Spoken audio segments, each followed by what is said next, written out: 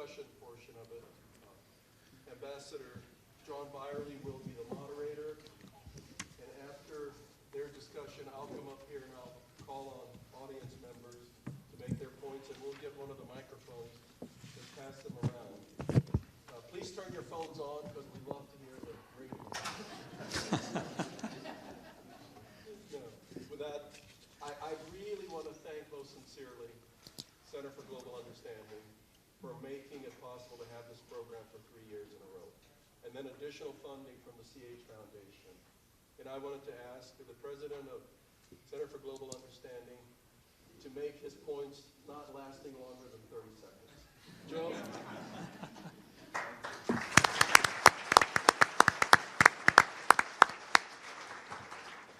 Ambassador Nas told me 30 seconds, and then he said, no, you can stay an hour. I've got it booked. Okay. Honestly and truly, here's what I want to say to you. The Center for Global Understanding thinks this is one of the best programs that we have ever been involved with. We want to keep it. This is our second year of doing it. Keep your eyes out for next year, the third year, and then we want to continue renewing it. So feel free to give us any comments. If you want to write it down on a piece of paper and hand it to me afterwards, we'd love it. But I hope you enjoy what the ambassadors have to say. Thank you for being here. And please, a warm West Texas welcome. Thank you very much. I want to get us started right away because we do want to have as much time as possible to hear from you.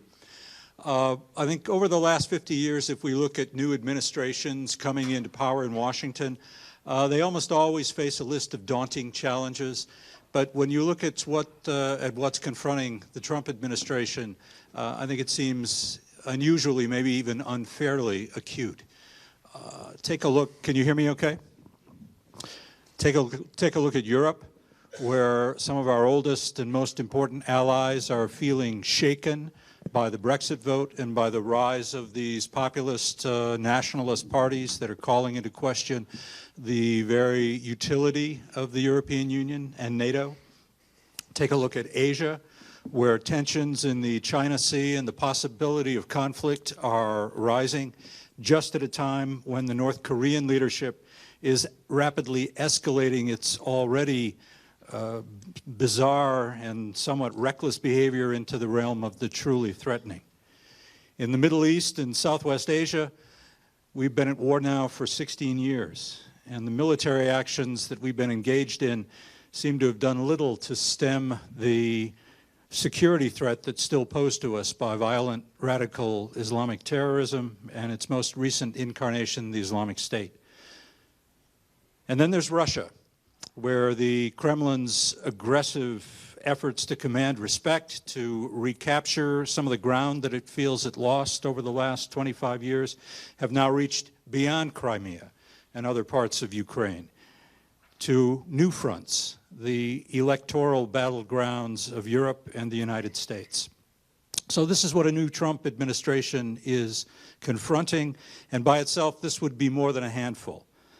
But the Trump administration faces these challenges and more at a time when many of the key institutions, the principles, the values that have guided us and our foreign policy for the past 70 years are being questioned as they've never been questioned before. Some critics, including President Trump himself, have argued that the costs of maintaining these institutions, of promoting these values, outweigh the benefits that the United States derives from them.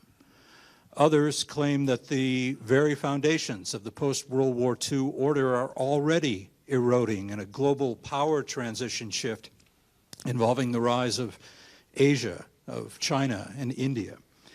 And still others make the case that the traditional order is under threat by a diffusion of power, pointing to the rise of non-state actors around the world. It's something akin to sailing into very troubled and dangerous waters just at the time that your navigation system seems to be breaking down. In this sea of troubles, keeping ourselves afloat, not to mention making sure that we're navigating forward in a kind of coherent way, is without a doubt a national security priority for us of the highest order. But any proposed courses of action, any solutions that might be brooded about, for any of those to be effective, we need to have support, understanding, and discussion among the American people, and that's why we're so happy to see so many of you here tonight. That's why the American Academy of Diplomacy is here. We want to engage in that discussion, hear from you, and together maybe begin to find some solutions to these questions. To structure our time most efficiently, I want to focus briefly on 3 or maybe 4 key regions of the world, examine the effects of the crisis, the conflicts that I've described against the backdrop of this broader question of existential institutions. Then we look forward to hearing your own thoughts. To start us off, I'd like to turn to my friend and colleague, Ambassador Kurt Volker, who served as U.S. Ambassador to NATO under President George W. Bush, and probably knows more about Europe and the European continent than most of us in this audience. He joins us just having arrived from Brussels, in fact. Kurt, start us out. Indeed. Thank you, John, and thank you all for coming out this evening. It is a real honor for me to be here and to engage with all of you. As you'll hear, I'm very passionate about these issues, and I'm glad that you are too, as you show by coming here, and I hope we have a great discussion. I want to set out 2 things. One of them is why I believe the United States needs to be very actively engaged in foreign policy in the world. And secondly, why our alliance with Europe is critically important and something that is at risk right now. The first comes back to who we are as a country, as a people. Our values are what make us who we are. We are about freedom, democracy, market economy, the rule of law, justice for all. That's what makes us who we are.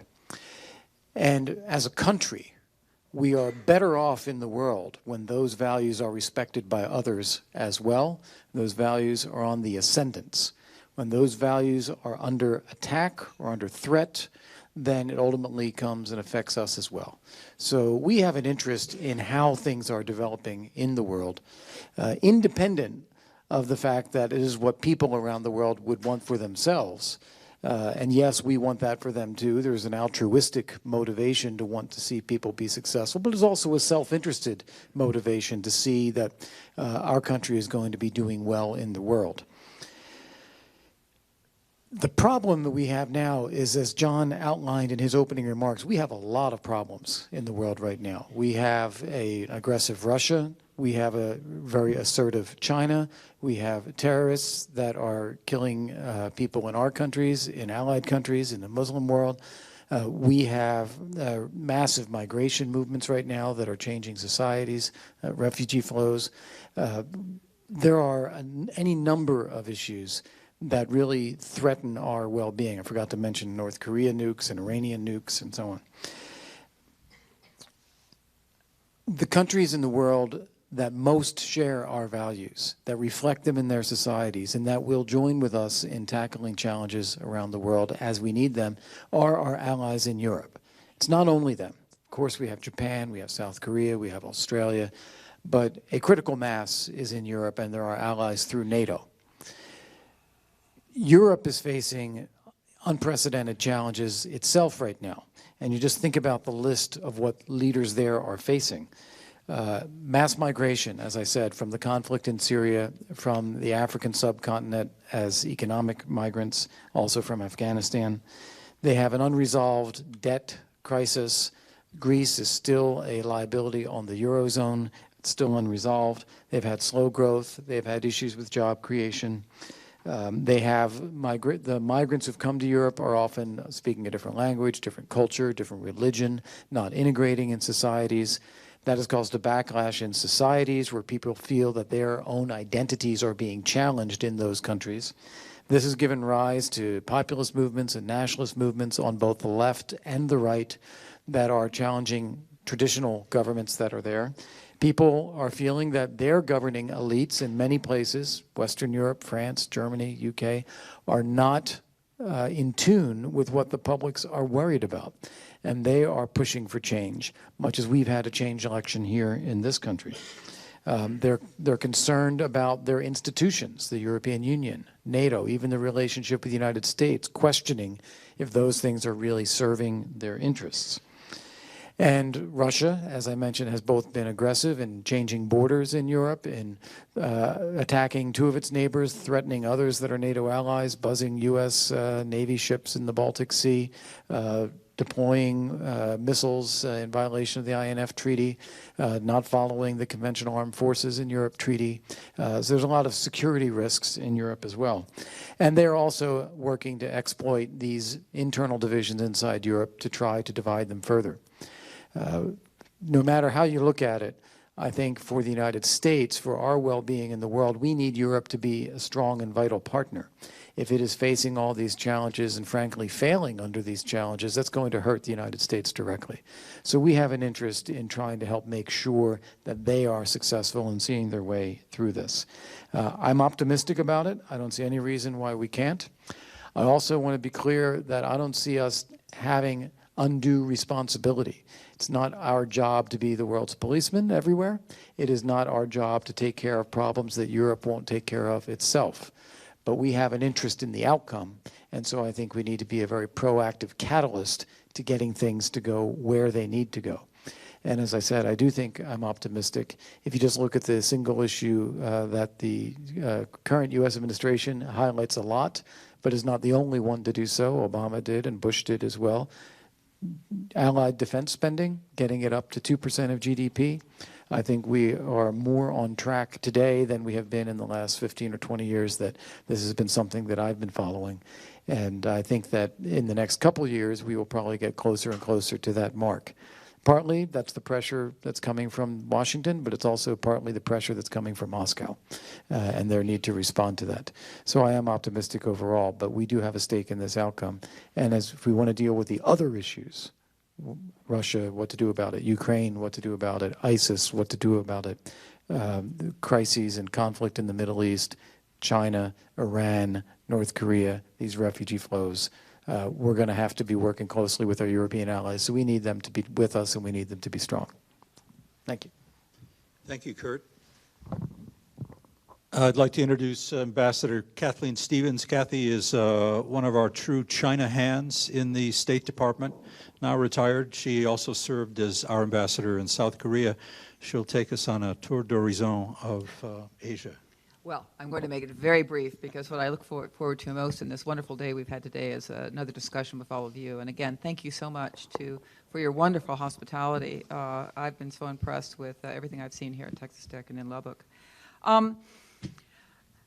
Yeah, I'm not a China expert, but I've been interested in China ever since I was in college, and I studied a little bit of Chinese in college. But, you know, when I was a young woman, we did not have diplomatic relations with China. And actually, when I joined the Foreign Service, we did not yet have an official embassy. We only established diplomatic relations. I mean, for some of us a certain age, hard to imagine, but, you know, in 1979. And I mention that because I think one thing, much as when we look at Europe, we can look at the role the United States played in rebuilding and establishing institutions that have served us and have served the world so well since World War II. Similarly, not only post-World War II with the rebuilding of Japan, but over the last 30 years, the United States has played a very important role in the Pacific in creating the kind of security conditions and open markets that have allowed for not only the prosperity of Japan and our other allies, such as South Korea, Philippines, Australia, but also, most importantly, in many ways, China. You know, we've seen over the last several decades the rise of China, or as China likes to say, the re-rise of China to what they consider to be their rightful place in the region, their rightful place in the world.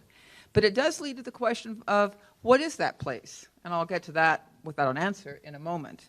So, but I think we approach the many problems which we've already kind of laid out here and listed when it comes to Asia from a sense that we can feel good, I think, about as a country and as a people, not only our government, our foreign policy, but our businesses, our people, about the way that we have opened our markets, opened our schools, and built trading relationships and people-to-people relationships that have been good for us and good for hundreds of millions of people in Asia. Asia matters. Seems kind of obvious, but again, without wanting to discount the continuing importance of engagement in Europe, of engagement on issues in the Middle East and elsewhere. The center of gravity in some ways in the world has moved towards the Pacific. If you just look at trade figures, I mean, statistics, there's what, statistics and lies, but anyway, any figures will show that our economies, whether you're here in Texas or on either side of this big continent, it's moved towards Asia.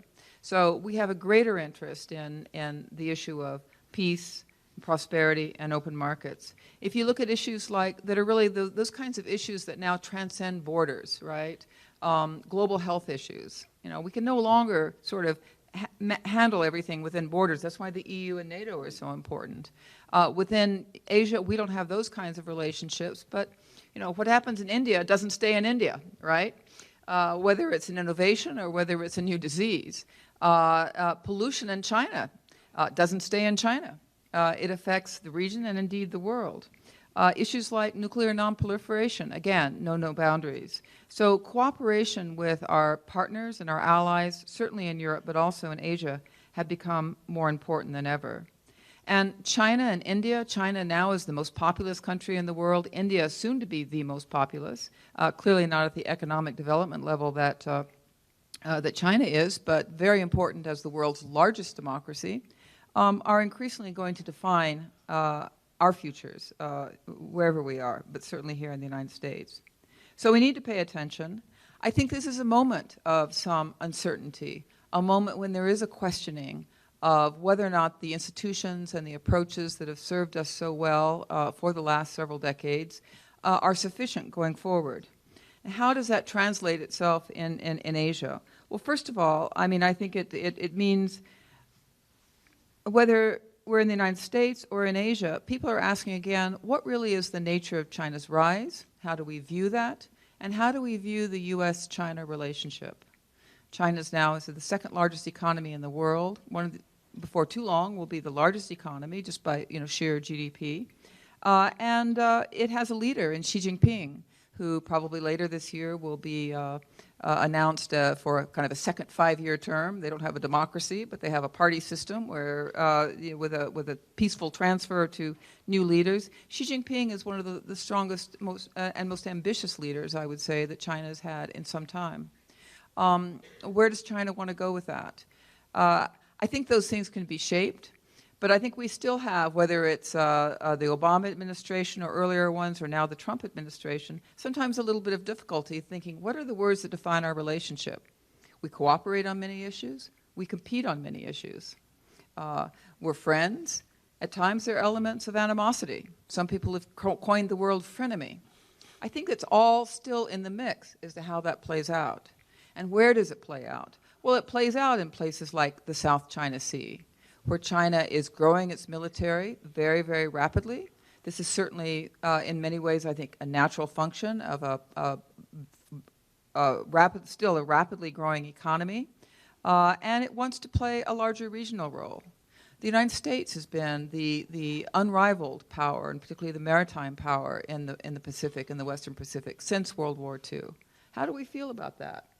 How do other countries in Southeast Asia feel about that? Some of them are pretty worried, especially the maritime countries. But to what extent are their interests our interests? These are all challenges that President Trump and his administration will need to address. There's also the question of what trade looks like going forward and what our economic relationships look like going forward. We saw in our own country in our recent political campaign, and we see it continuing in political dialogue, a lot of debate about whether or not free trade agreements, the kinds of agreements that we reached with NAFTA, with Mexico and Canada, with the Republic of Korea, where I served as ambassador, and was our largest free trade agreement since NAFTA. When we were negotiating with the EU, which did not was not completed, and an agreement that we had with 12 countries in the Pacific called the Trans-Pacific Partnership, which President Trump has withdrawn from. He said that's not the approach we want. But it does leave the question, what is the approach? And if there's a vacuum there, who's going to fill it? Is China going to write the rules of trade? Are we going to be left out? These really are questions that I'm not suggesting, well, I'll give you my ideas, but an answer for. And should we be negotiating bilateral trade deals with countries one by one by one? And if so, under what conditions? So there's a lot of concern, I think, in this country, and I said also in the region, because we do have, whether we like it or not, it's kind of, one of the rules of diplomacy is you have to deal with the world as it is, right? We have an intertwined world, and certainly economically. I was talking to some business people from here at lunch about their global supply chains. They all go through Asia in some way. And I think you find that in virtually whatever your business is, including education for that matter, we are all intertwined. And finally, well, no, two more points, I guess. The other 2 points I would mention is issues that need to be addressed and are being addressed to some extent by the new administration, the Trump administration, is reassurance to our allies. Our alliance relationships in Asia are a little bit different than Europe. We don't have a NATO-like body. What we do have is bilateral alliances. The important ones in Northeast Asia, of course, are with Japan and with South Korea.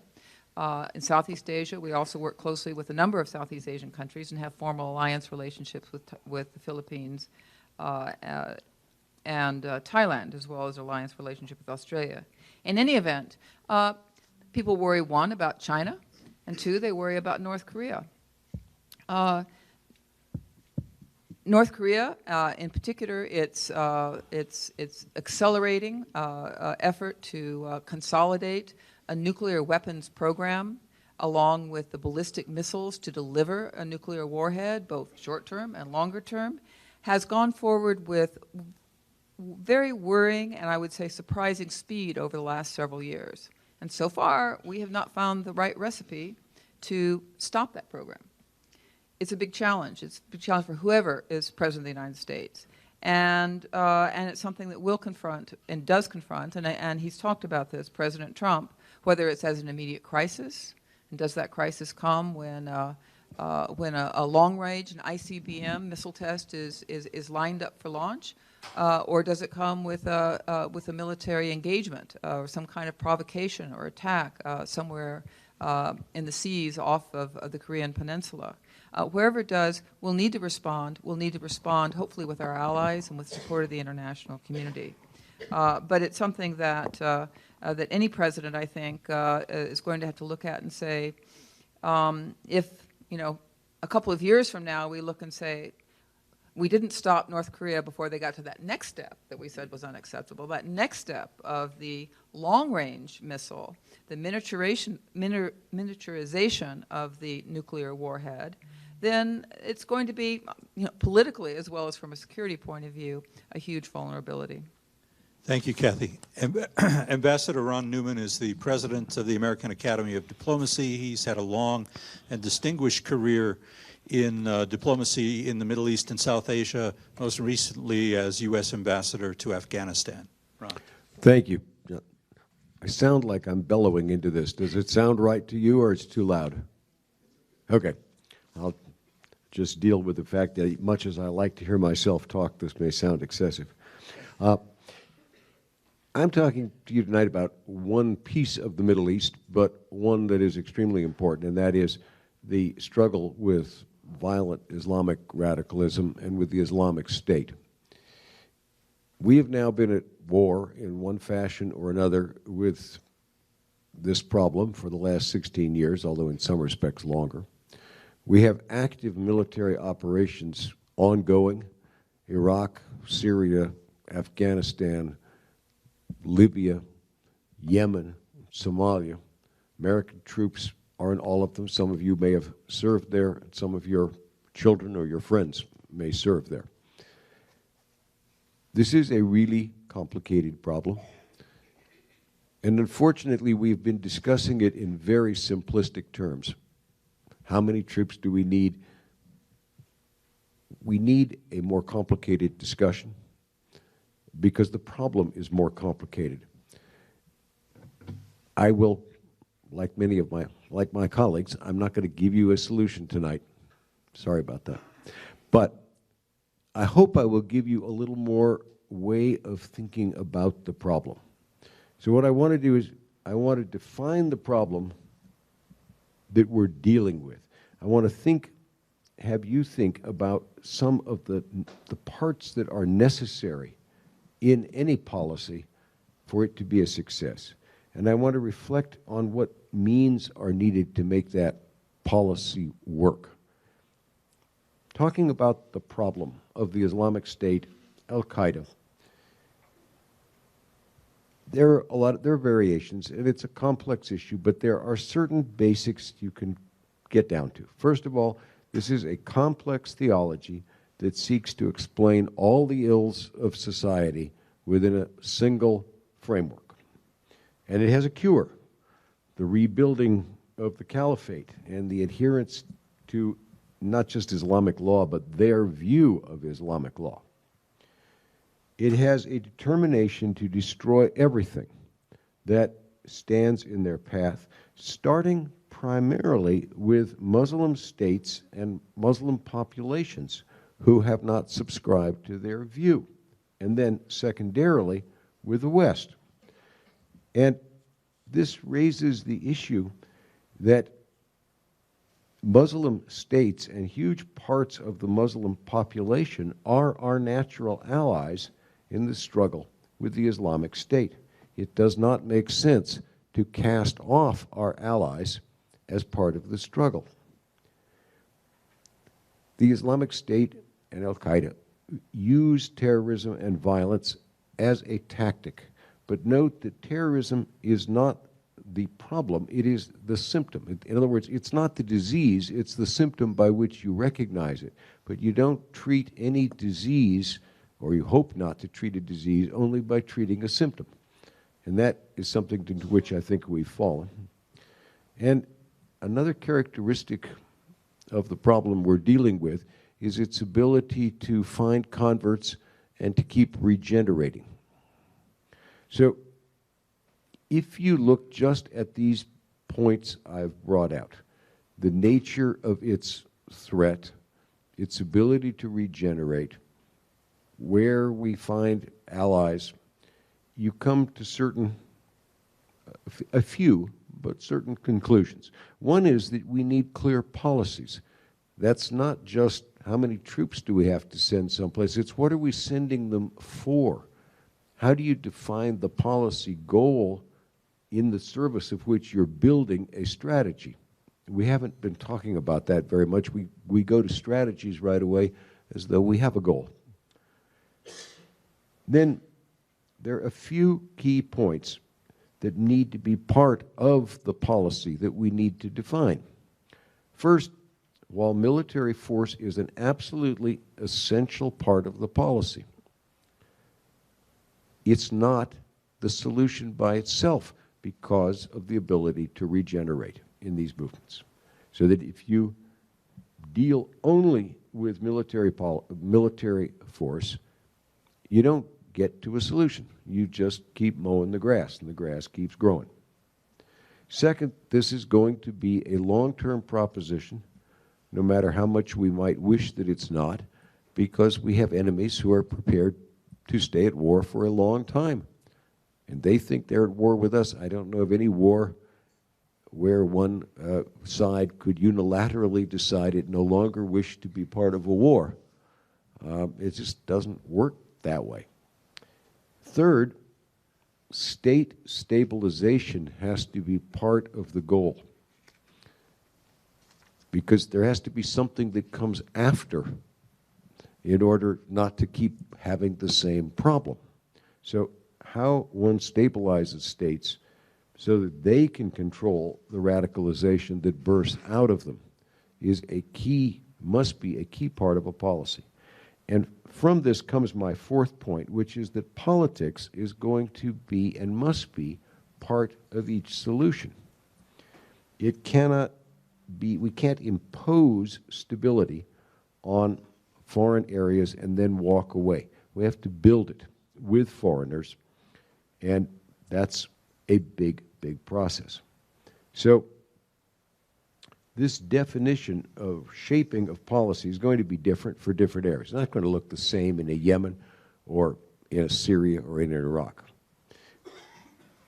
But because each situation is political, We need to stop this business of having separate political and military strategies. They need to work together. Often the military element is one of the greatest, heaviest tools we have lifting the political solution and making it work. But they need to work together so that as we confront the Islamic State in Iraq, for instance, we know that stabilization is going to be not just capturing Mosul and killing people, although that's going to be part of it, but it's also whether the communities can live together and whether they can work together, whether Mosul can be governed in some way that doesn't just trigger another crisis after the battle. How we hold back or use our military force can put pressure on the political leaders to work together. These are always going to be really hard issues because if you just help militarily, then you give them a free ride to give way to whatever their hardest political pressures are, which may have nothing to do with stability. If you hold back too much, you may allow the enemy to have battlefield gains.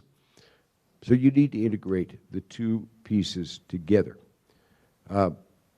And that means that we need to see that force is a part of our political toolkit, but they have to work together. By the way, this discussion of politics means that the currently proposed cuts in the State Department budget are not sound. This is not a security budget. It is a budget that does not understand security. And I'm happy to go into that.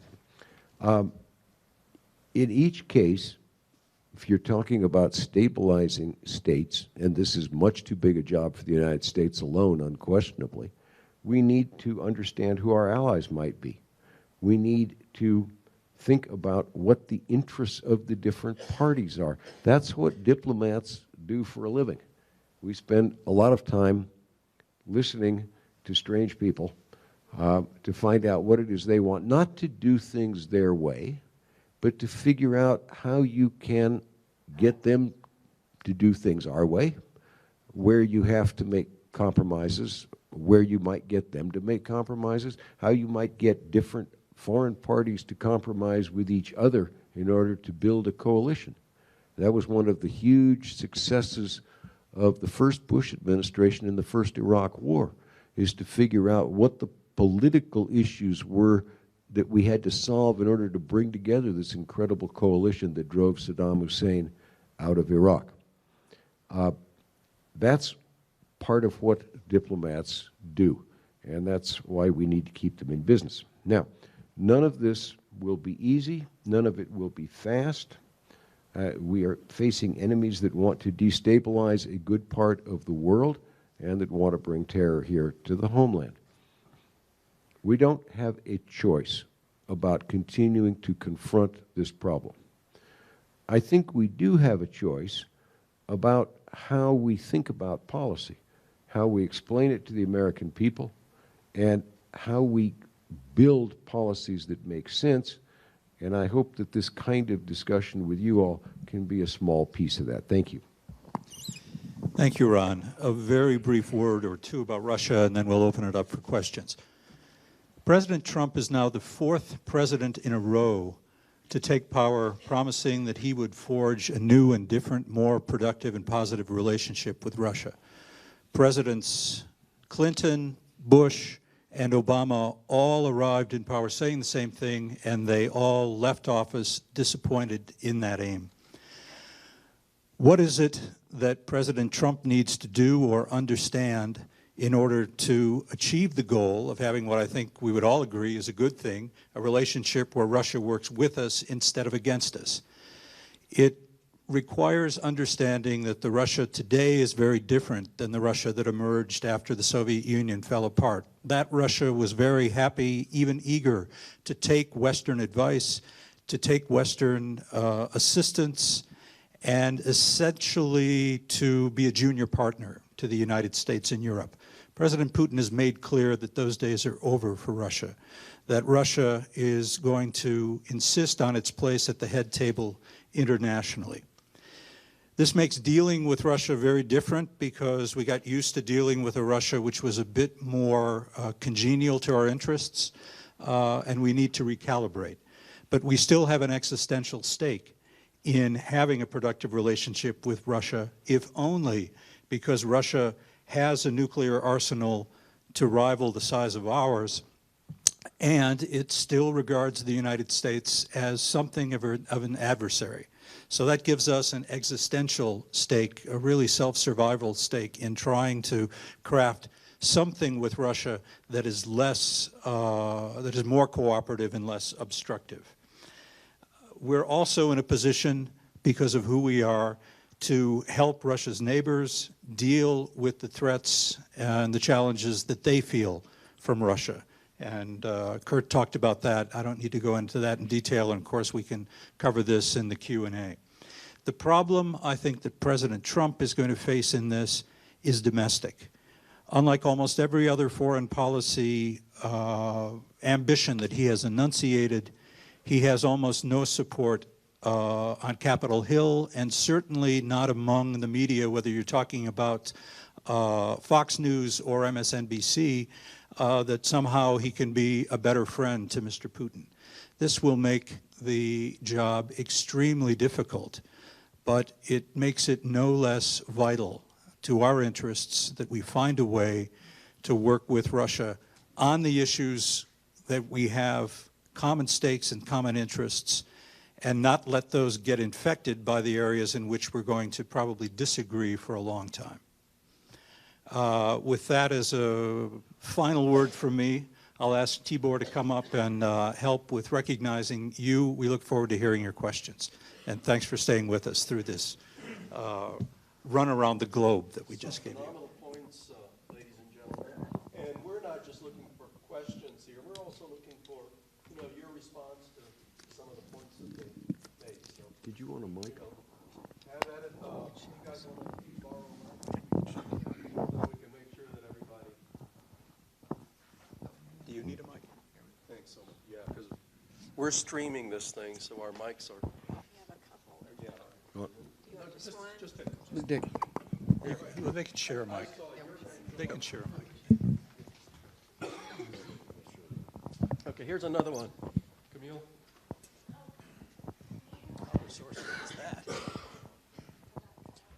Hi, I'm Dave Lewis from the Political Science Department.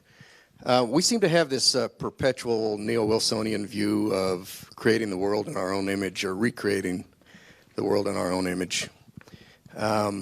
And I want to speak specifically to South Asia and perhaps the Middle East, where it seems like planting the seeds of democracy was a noble goal, but it hadn't really produced much in that region.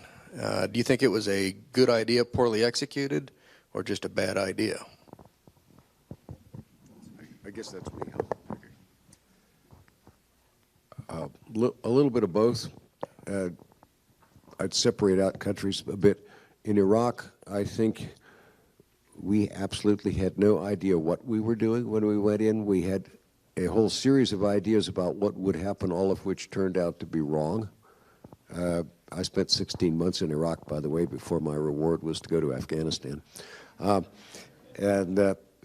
We had very grandiose, well, at a certain leadership level, we had very grandiose visions about what we were going to do and very little understanding.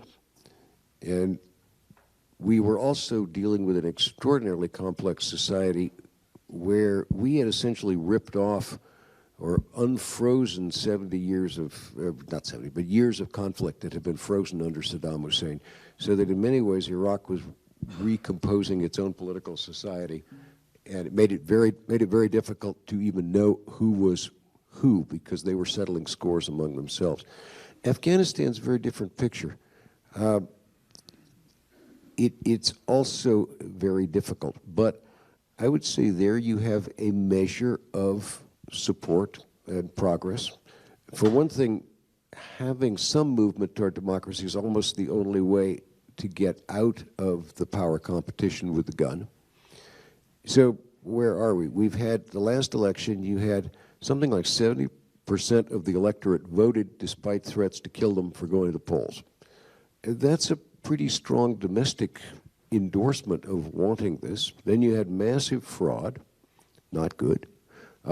Then you had finally a political resolution, and power changed peacefully, virtually for the first time in Afghan history. We still have enormous problems to get over, and we could still break the system by this effort to create a democracy, and yet it is something the Afghans, the people, I think, overwhelmingly want a peaceful means to alternate and control power in Afghanistan. And we don't have an alternative. We'll probably have some very messy Afghan version. I think we want to be very, very careful about trying. I'd just as soon not do another war. And if we did, I'd like to have the efficient, creative, and charismatic leader on our side. But at the same time, where there is room to move, I think it is still worth moving on it, but recognize that democracy development is a generational change. It's not something you can do quickly. If you try to do it quickly, then the answer to your question would be unquestionably that it's going to be a mistake.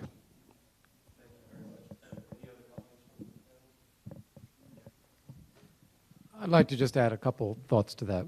One, the reason I think we keep coming back to what you describe as a Wilsonian view of changing the world is because if we stand still and do nothing, the world goes after us.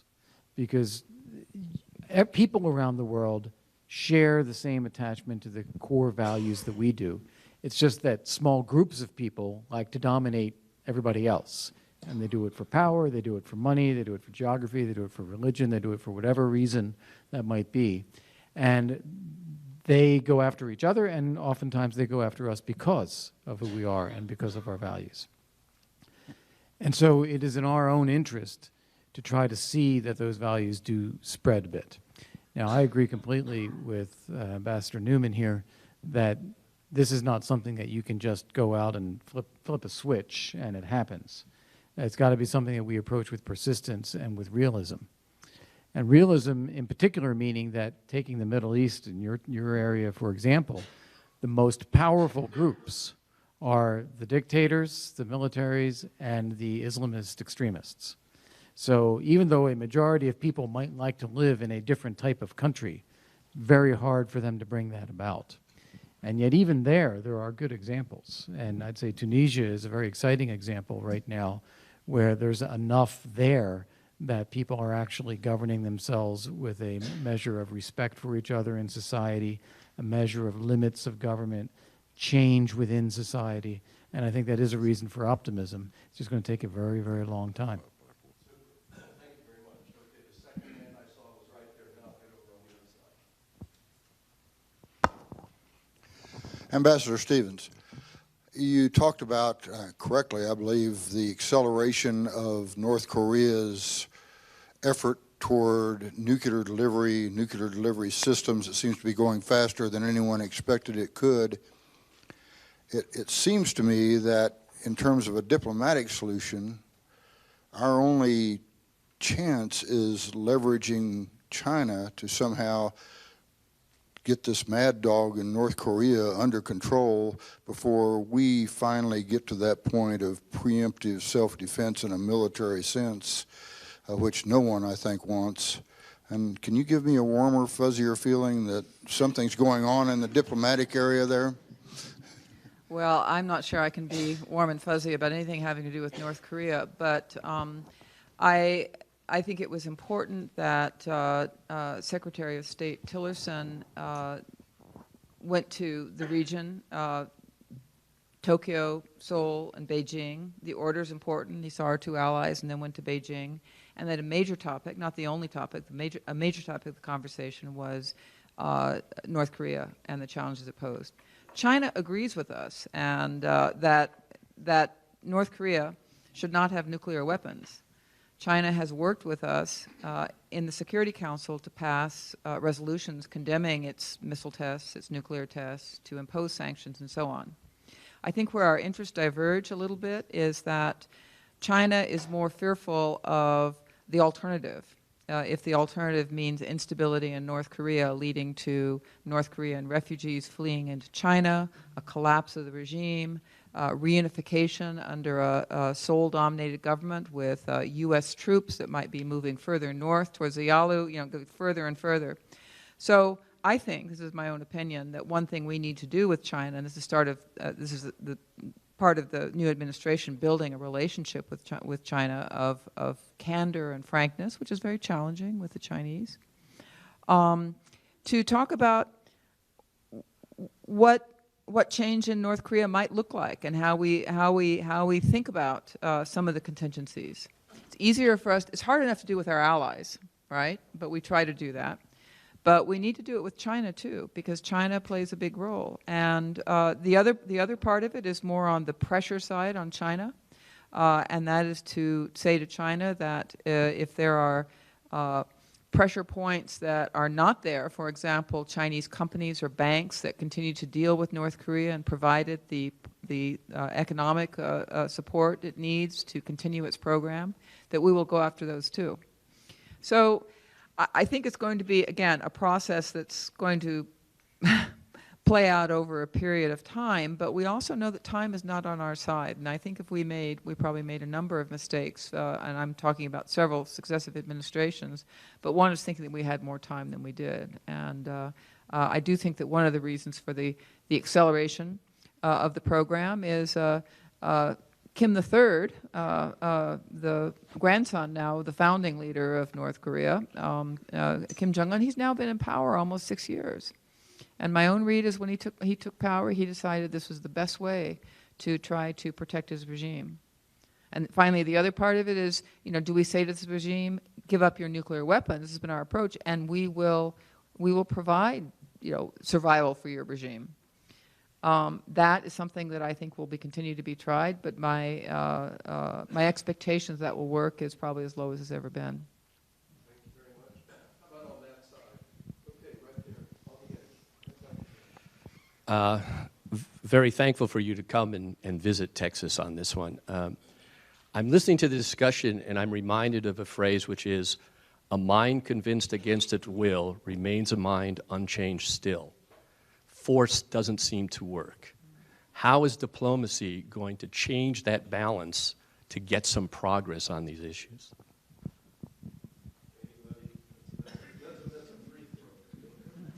Oh, I think that's Jonathan Swift, isn't it? In any event, diplomacy is not just sort of toothless gumming and trying to persuade people to do things that they don't want to do. It is a process of identifying interests, identifying common points, bringing those points together. Doesn't always work. For instance, take an historical example. I mentioned the coalition that drove Saddam Hussein out of Iraq. One of the key points that emerged as James Baker, then Secretary of State, was making his rounds of the Arabs was their focus on the Middle East peace process. What came out of that was more complicated than I'm making out, but his commitment that we would restart the peace process after the war, which we did. Didn't succeed, but we did. That understanding of their interests brought Egypt, Syria forces into the war, overwhelming Arab support for foreign forces in the war. That didn't happen by itself, and it didn't happen just because we went out and asked people to do it. It was part of identifying common interests, and that's diplomacy's role. It does not always work. It's not always a panacea. But it is essential. Totally different kind of role. For instance, you can have crises that are not military political. We didn't talk about them, but for instance, Ebola, sudden threat of a pandemic, and it was our embassies on the ground that did not withdraw, that stayed and became the base for a multi-agency deployment that contained the disease. So diplomacy works a whole variety of fields, but it's a process of identifying interests. Right now, Syria, you've got Turkey, ourselves, Europeans, others all fighting that have a lot of interest together, not counting the Russians and the Iranians. We need to identify how we can bring that coalition together in a longer-term way for future stability. Right now, we're only focusing on how we can sort of coax it together militarily, and it's not holding. I'll just give you a quick example regarding Ukraine and sanctions against Russia. Russia is now in the third year of economic sanctions tied to what it's doing in southeast Ukraine, both from the United States and Europe. President Putin, after 2 years of denying that these sanctions had any effect, he sort of dismissed them, now admits that they are having an effect on the Russian economy, which is not coincidentally in its third year of stagnation. Falling oil prices play a part in this, there's no question, but both the economic sanctions and the diplomatic isolation of Putin, he's not welcome in Western Europe, he's not welcome here in the United States, have reached a point where it's time to sit down with Mr. Putin, and this is where the diplomats come in, and say, if you want the sanctions lifted, here is what we need to see in southeast Ukraine. This is part of a process. Obviously, it's complicated because the Ukrainians also need to do some things. But sanctions in and of themselves are only a tool to get to the point where the person being sanctioned wants them off and is willing to change his behavior. I hope we can reach a point in the next year where we can sit down and test that proposition with Mr. Putin. You need diplomats to do that.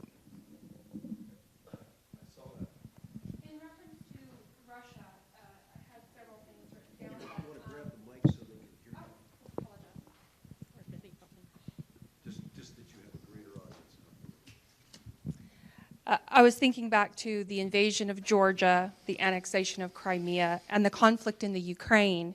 And I wondered your thoughts about the implications and the outcomes of drawing lines in the sand, perhaps not in that direction, but in a different direction, that then we let that line go past. And I'm talking about the use of chemical weapons in Syria.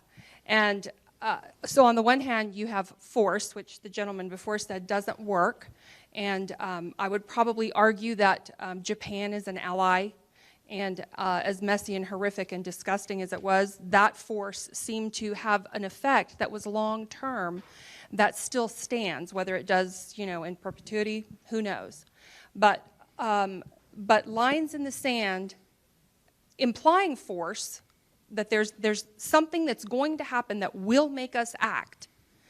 Do you think that some of the instability in the actors who weren't implicitly involved in that line is due to the fact that we let that line slide? You're talking about the Obama administration and the famous red line on the use of chemical weapons, which was then crossed. Did that have an effect? Did that embolden people like Putin?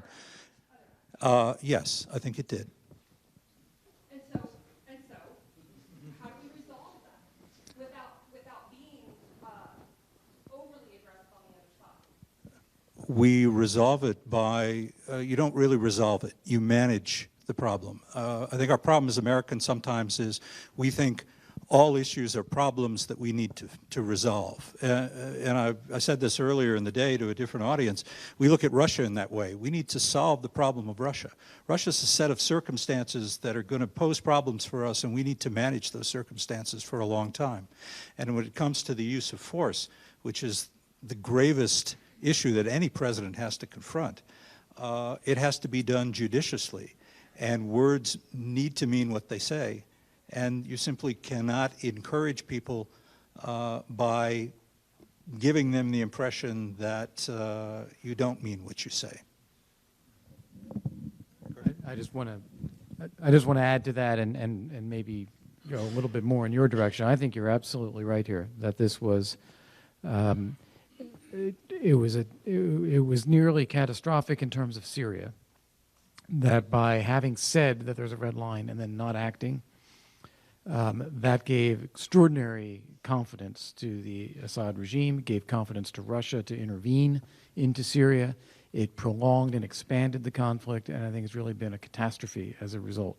I also think it had the same effects on Russia, where it not only saw what did not happen in Syria, it also saw that with its own interventions, there was no real effort to stop that or push it back. And so they'd try the next thing, and they'd try the next thing. No one thought they would start up an uprising in Crimea. They did. No one thought they would then annex Crimea. They did. Still nothing. No one thought they would start it up again in eastern Ukraine. They did. And so I think the answer to your question, as I would see it, is you need to have a very clear sense of what it is you care about and what you don't. You need to communicate that clearly and then stand by it. You have to be judicious. We can't do everything. And if we don't mean a red line in Syria, we shouldn't say it. But if we do say it, it has to be because we mean it, and we have to follow through. And that. The one part of that I just want to add, by the way, I am not opposed to using military force. There are certain things where it does resolve things. But what I want to say is, if you're going to have a red line, you need to do everything Kurt said. You also need to think about what is it you're going to do when the line is crossed. Once the line's crossed, it's a bit late to try to figure out that decision. You need to have made that mind, you need to have made your mind up, not just that you mean it, but that you actually have some notion about what it is you mean.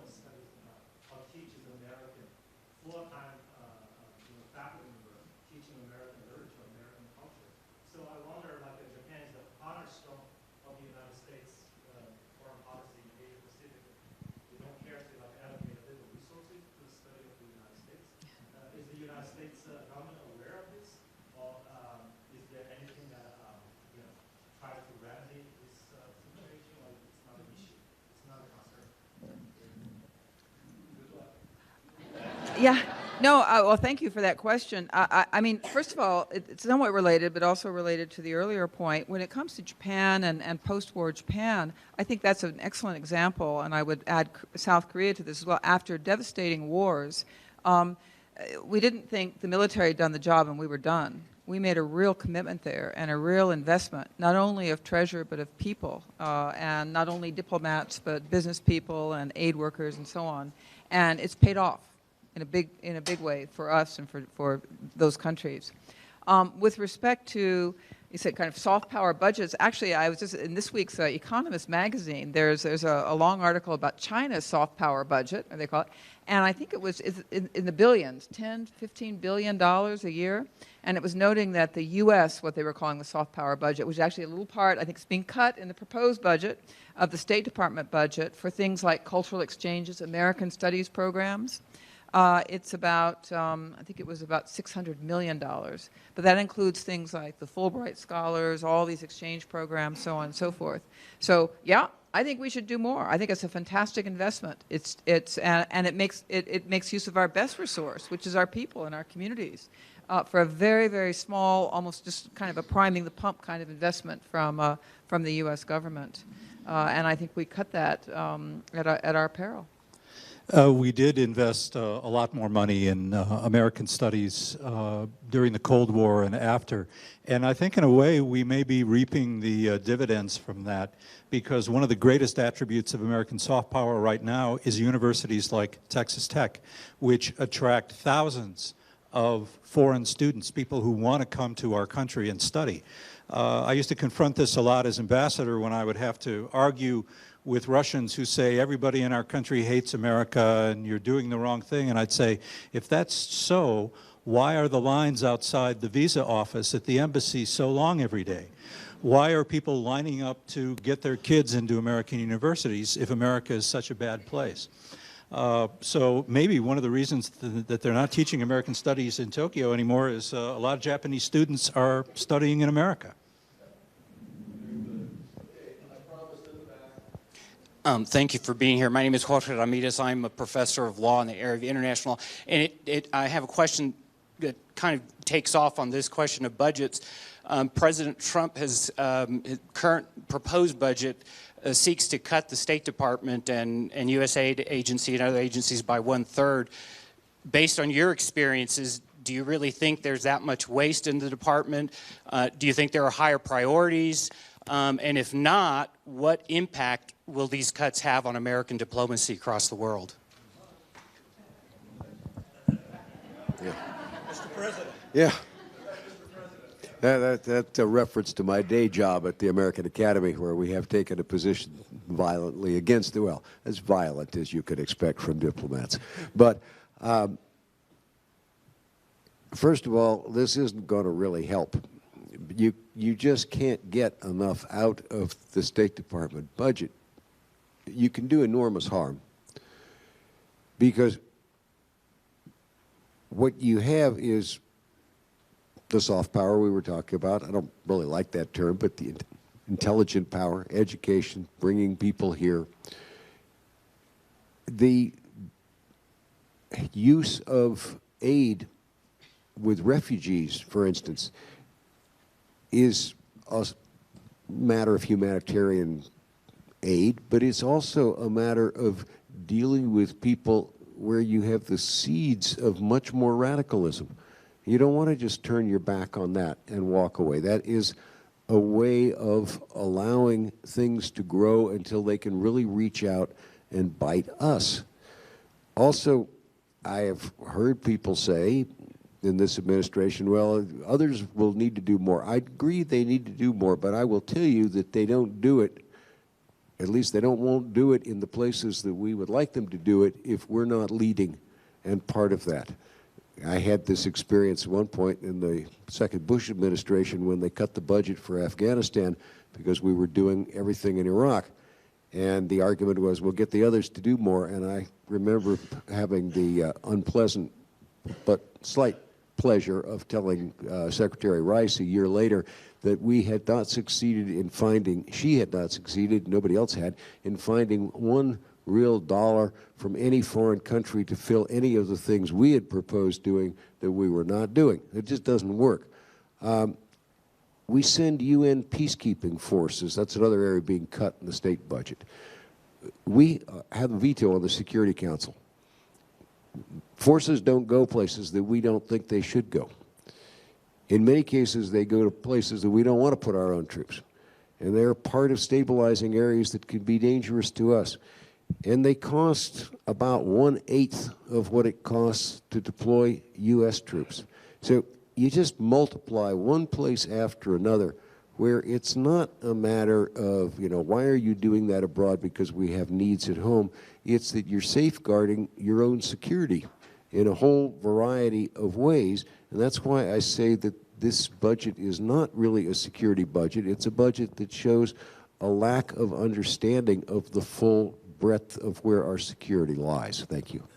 Ladies and gentlemen, we have time for one more question. So who's dying to stand right here? And wait for the microphone. So my question is to Ambassador Stevens, and it's that the United States has close allyships in Asia with countries such as India and Japan, and our support in large measure helps protect the pacifist policies in those countries. Will engagement with China, a country with hostilities across the Pacific, make these countries feel abandoned and make Asia more precarious in the long run? Well, first of all, we have a rather different relationship with Japan and India. With Japan, indeed, we do have a security alliance a relationship. You know, Japan's constitution essentially imposed by the United States. In that constitution, they forswore having a regular military. But they've moved a long way since then. And in fact, they have quite, if you look at military budget figures, I'm sure you could Google them somewhere, they actually spend quite a bit and are spending more under Prime Minister Abe because of the changing security nature in the region. So they are doing more, mostly in the region, and I think they'll continue. But they do have they're still a very strong pacifist voice within the Japanese public.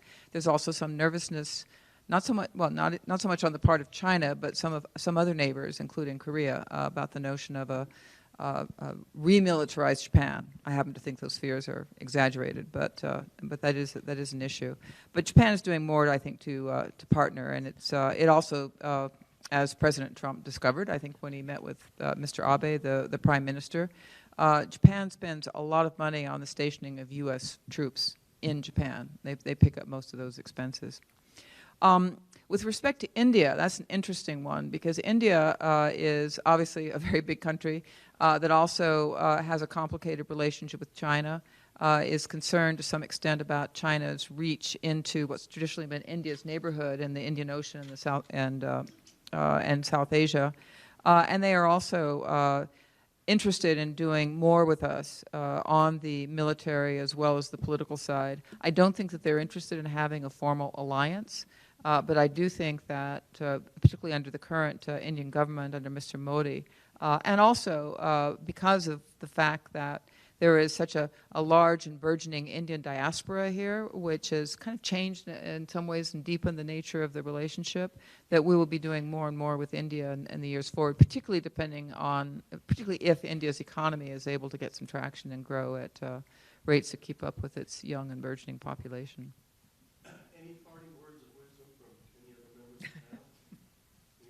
Stay engaged. Thank you. Please thank the panel.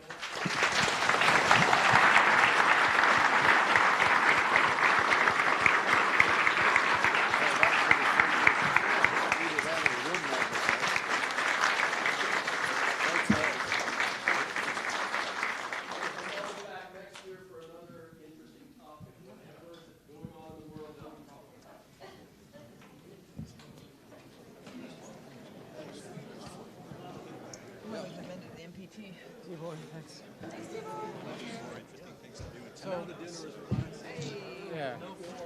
Good. Great audience. It was a very good audience.